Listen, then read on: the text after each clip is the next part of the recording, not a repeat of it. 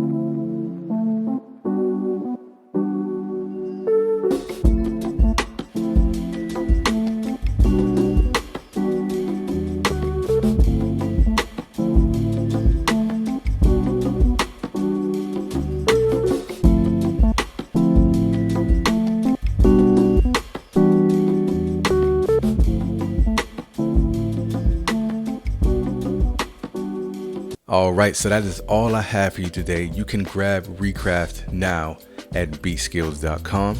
And thank you guys for watching. Please enjoy the plugin. I am Marcus with Beat Skills.